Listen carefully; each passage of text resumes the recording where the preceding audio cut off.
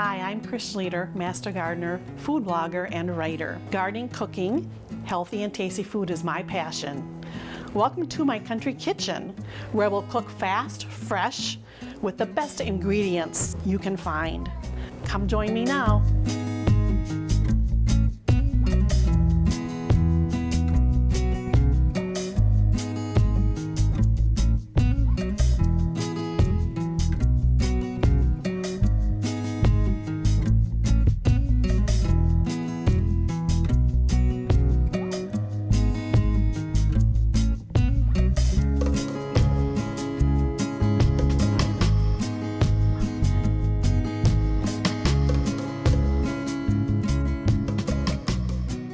Show you how to make a stuffed avocado. Now, avocado is something that is great cold, but I'm going to show you how you can use it warm.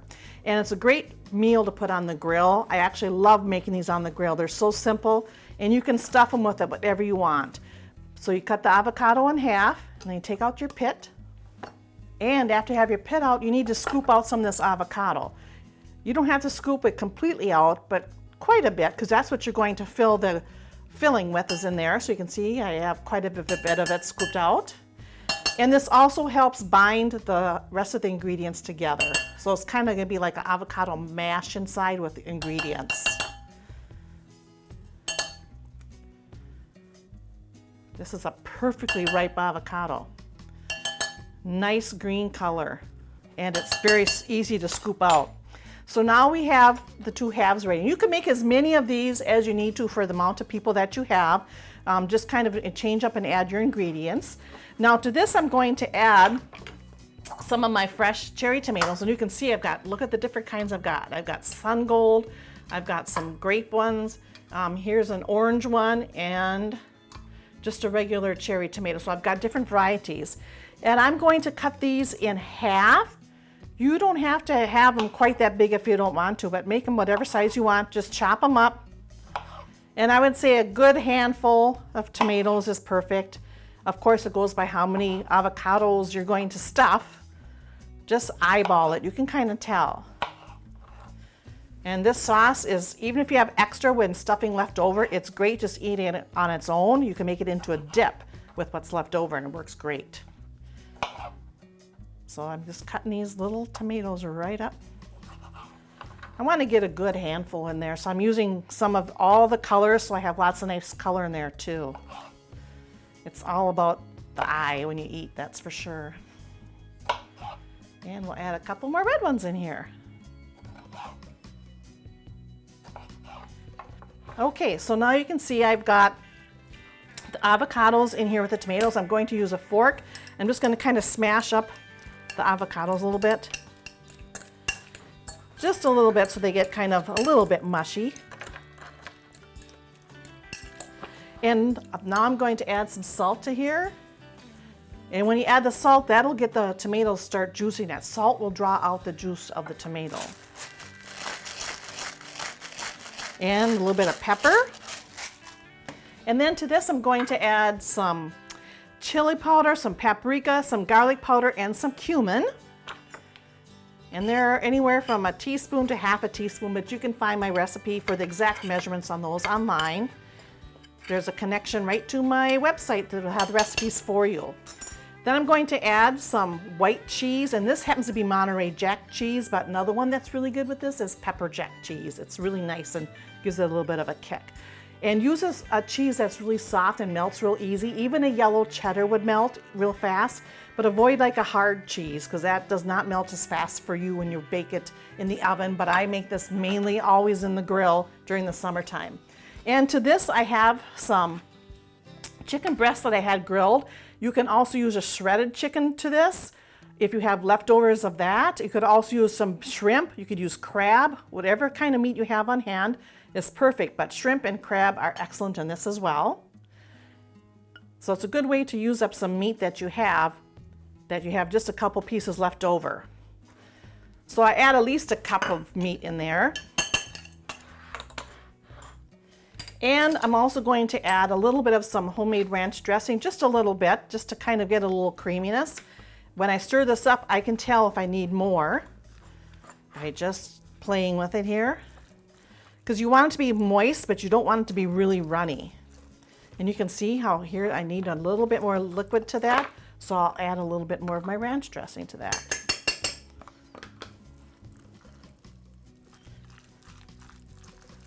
And you're mixing up so you can get a nice consistency here. It almost looks like a chicken salad, but you can see how this would be a really great dip too. It'd just be nice chunky dip on a big tortilla. It'd be perfect. And then to this, I'm going to add a little bit of green onions. Those are from the garden too, because you want some onion flavor in this as well. Do a little snipping there. We got it. Okay, that looks pretty good. So the consistency is, you can see what it looks like here. It's enough that it will mold to a spoon. That's what you kind of want to do. And then all you do is just stuff your avocados. And I do this fairly kind of a heaving avocado so that it gets nice and full. And when I do these on the grill, I use either a tin foil underneath them or a grill mat. A grill mat is a Teflon mat that you put on top of your grates, and that way the cheese won't melt through to the bottom. It goes right on your Teflon grates, and you just wipe it off with a paper towel. So there's one, and then we'll do the next one here. Okay, so now I have both of these done. So I will also now sprinkle the tops of these with just a little bit of cheese. Just a tad bit on there. Not much, just a little bit. So now I'm going to put these on the grill. And how long do you put them on the grill for? Just enough so that they're warmed all the way through.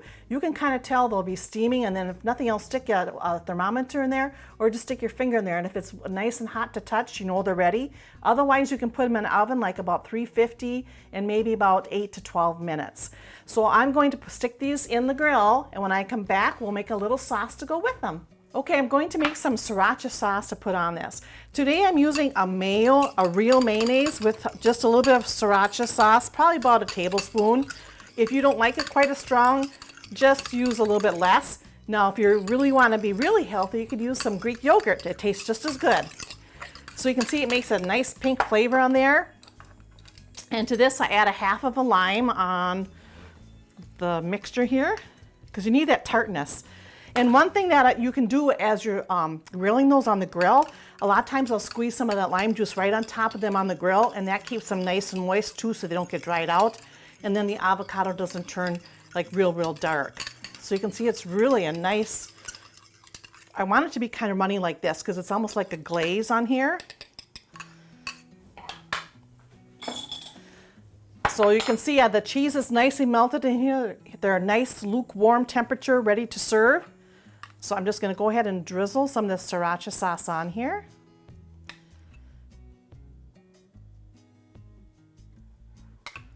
You could also put this in a bottle and do it that way. Like a little squeeze bottle works great. And then I also like to put a little bit more tomatoes on there so you can see that there's fresh tomatoes in the dish. So I'll put fresh tomato here. And then I'll cut another. I'm trying to get some of the different colors of the tomatoes on top.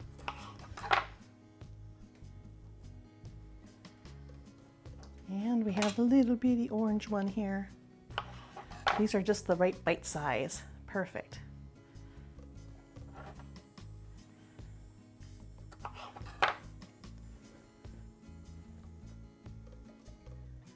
There, so now we have that ready. Now we just need to add a little bit of some green onions, of course, again, because you need to have always have a little garnish on top of your dishes. And not only that, it adds that extra fresh flavor to this when you add this. You could add anything from parsley, cilantro, and I'm using green onions today because I have an ample supply of those. So there is a grilled stuffed avocado, fast and easy and very tasty.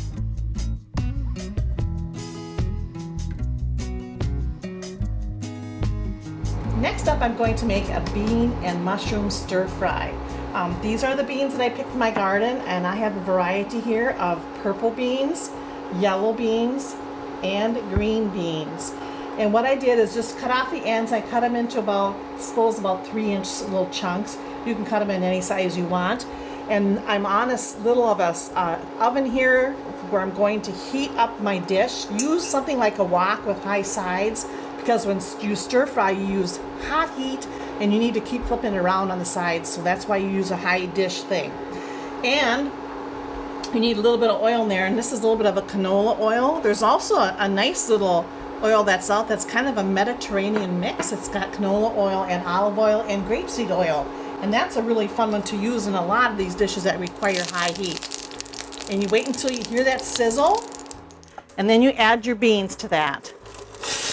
And the trick to stir frying is not to have too much in your wok at the same time, because it doesn't give it a chance to really cook evenly then. So make sure you have just enough to coat the pan, not heaping full, just like an even layer on the bottom is what you need for a wok. And I also sliced up some mushrooms and just make them in a nice little slice. Don't make them too thick. We add these kind of towards the end of the dish. But the stir-fry sauce is something that you also need to prepare ahead. And that is just some soy sauce and some sesame seed oil. And this is a regular sesame oil. There's also toasted sesame oil. That I would recommend either just putting a couple drops of that in here or using it as a sauce topper. The sesame seed oil, if you use toasted, it's stronger. So don't use 100% sesame oil. Just use a regular, either cold pressed. You can see it's clear color. That's the color you need to use in this dish. So I have those two mixed together. And then I also have some cornstarch and a little bit of sugar in here. And I just happen to have a little bit of some organic sugar in there. So I'll mix that together. And then I'll mix it with the soy sauce. And this will thicken it up a little bit, is what the cornstarch is in there for. And then the soy sauce and the sesame seed oil gives it that little Asian flair to it. Okay, now I'm going to check my thing. I got this as high as my pan goes. So use it as at least a medium-high heat, I would suggest, at least. And now I'm going to add some garlic into this. I have some fresh pressed garlic cloves. And stir fry means just that. You stir and you fry it. Now, you don't want the beans to be soggy. You don't want the mushrooms to be soggy either. You just want them to just be kind of tender crisp. And I'm going to add a little bit more oil to this. You can kind of tell. And you constantly stir it is how you get it so that it doesn't burn on the bottom. And we want these to wilt just a little bit. So just kind of let them cook a little bit. But make sure you maintain that high heat. So now to this I'm going to add the soy sauce mixture that we had. And while that is cooking up, I'm going to chop up a little bit of onion in here. I'm doing really fine. Or you could also chop up the onion and add it to the green beans while you're cooking those. But I want a little bit more of a raw flavor for my onions, so I'm going to add it towards the end of the cooking today. And I'll add a couple more slices of that, I think. I'm just going to wait until that soy sauce thickens up a little bit. And when you add the soy sauce mixture to this, it's almost like a broth. So then it kind of even steams the vegetables more, making them more cooked. And I think it's almost ready here. It's getting really close. So now all I have to do is just add this to my dish. And we'll scrape out the rest of what's here.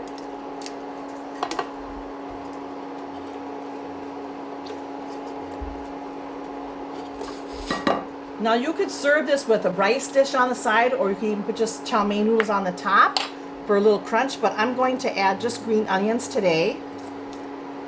Another thing that I like to add on stir fries a lot is peanuts and nuts, almonds, that type of thing, and crunchy nuts, always great. This is a simple, fresh garden one, so I just added just the green onions today, and then I'm going to add some black sesame seeds on top. It's a great dish to make fast and easy on a hot day.